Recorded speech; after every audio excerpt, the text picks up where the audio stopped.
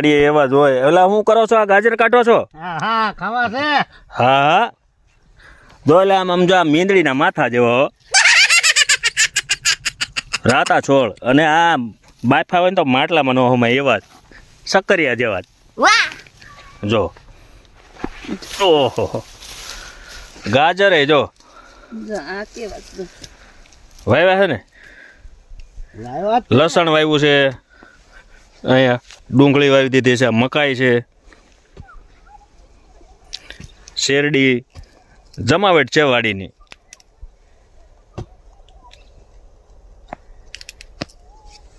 મંદિર છે સામે ભગવાનનું. ઓહો હો આ મેથી જુઓ ફૂલડા ઉઘડી ગયા.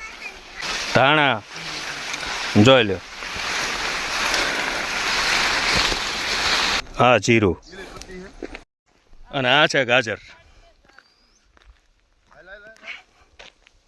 જોઈ લો. ચાલો મિત્રો ગાજર ખાવા.